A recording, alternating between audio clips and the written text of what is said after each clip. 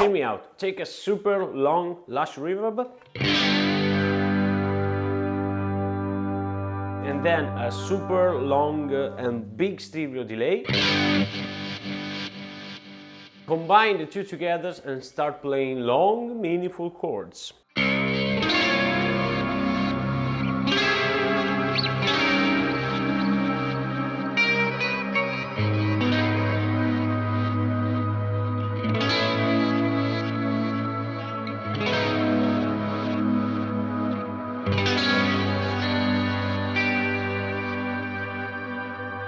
And that's it for today's video.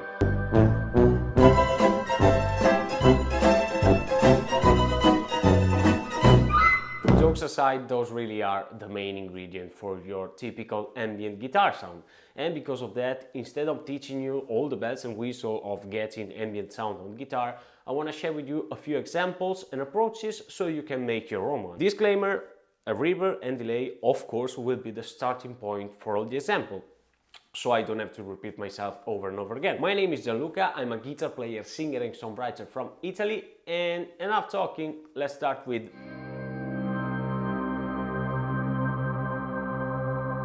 To create bad sound, we need a volume pedal to delay the attack of the note, like this. And to get those long tail, we must place it before the verb and the delay, otherwise you will cut off the sound. Post-delay, pre-delay,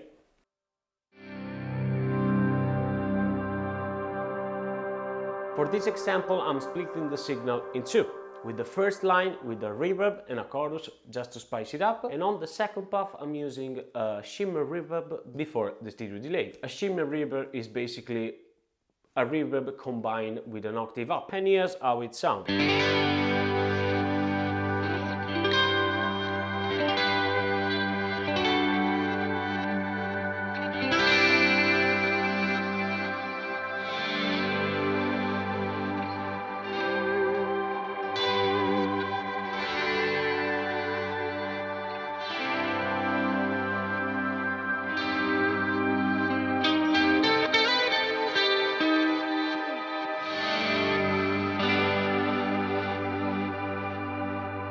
There are two approaches with volume pedal: preamp and post-amp. As you can hear, if you are using the volume pedal post-amp, you get the same sound at any volume level. If you're doing the opposite, you are going to change even the gain amount. Depending on what you like or what you need, you can use both. I tend to use more post-amp because I'm feeling like playing more of a synthesizer. But who says that pads must be only clean? Listen this distorted pad. I'm using the same preset. Instead of a clean amp, I'm using a super distorted Bogner stimulation.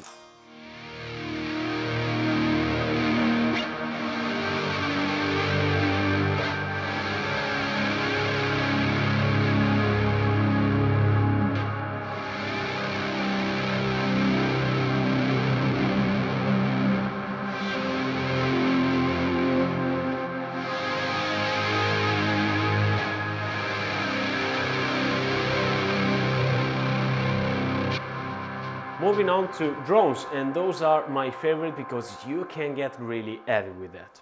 Really quickly, take a super high gain distorted sound like this.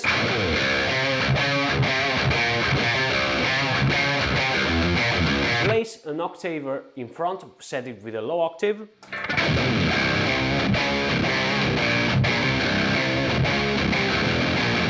Wash it, of course, in reverb and delay. And to add a little bit of movement, you can use some sort of modulation in front of the amp, like the one and the only Eddie Van Halen. And to pay full respect to him, I'm gonna use a flanger.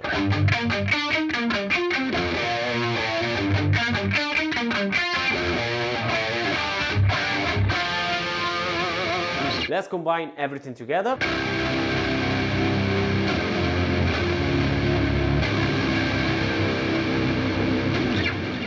Of course, you can use a volume pedal. I recommend to use it post-amp and start to sound like an evil orchestra of some sorts.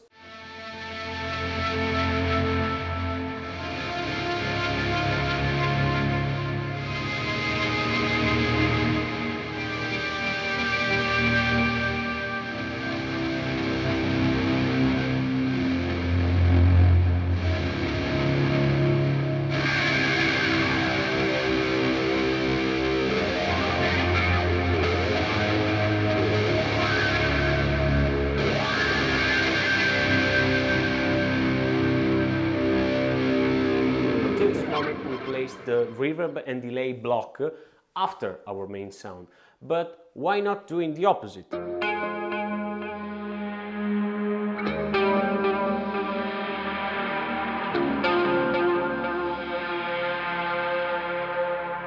As you can hear, the sound was followed by a cloud of distorted reverb, and I'm getting it by splitting the signal again in two, but everything before the amp. The main line is just a chorus and a touch of tape delay just to have a little bit of ambience.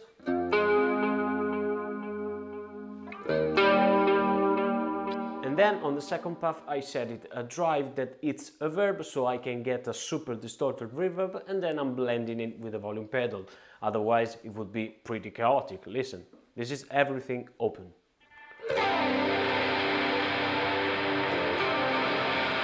Another option is, I know that I said the opposite before, but you can leave everything open but with a distorted sound, so you can get a constant distorted cloud of reverb behind your sound. I know that can be weird, but in showcase it is pretty normal. Listen.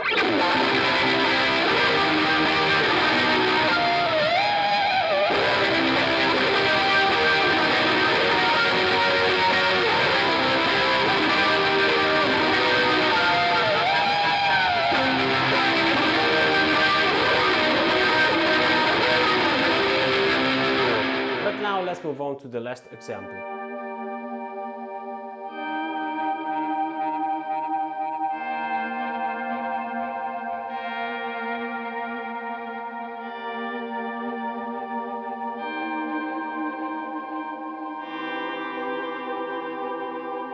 This sound is really similar to the first one that I showed you, but it has this kind of frequency and constant repetition that pops out, and there are two ways to approach it. The first one is using a modern delay like the Strymon Volante or the timeline again from Strymon, or any other kind of delay that has a mod or filter function. In today's era you can get it even for $100, something like that, and that's how it sounds.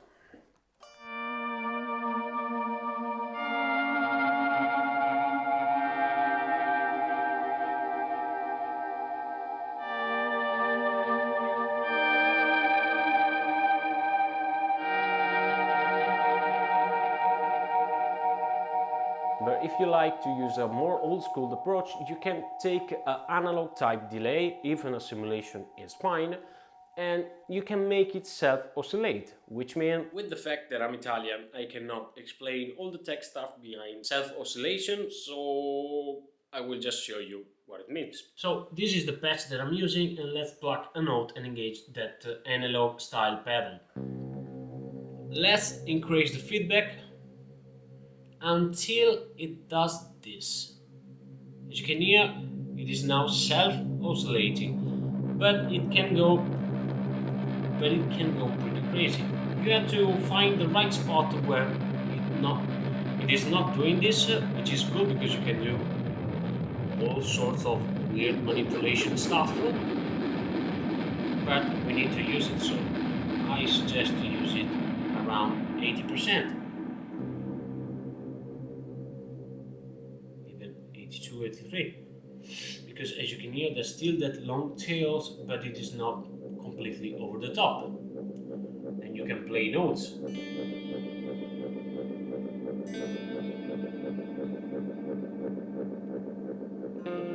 Let's go back to the video.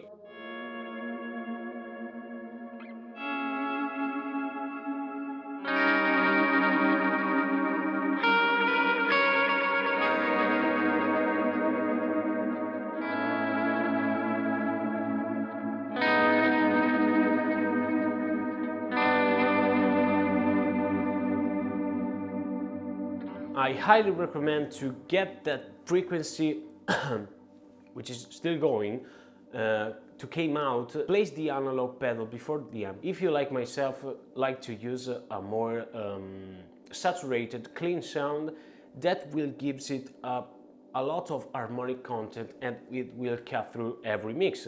And as you can hear, it's still going. And that's it for today's video. I hope that all of this has been and will be useful in your journey as a guitar player. My name again is Gianluca. I'm a guitar player, singer and songwriter from Italy, and every week I explore sounds and boundaries of music here on YouTube. So if you like that, subscribe to my channel and follow all the other links to my social media. And until next time, remember, you are lucky, my man.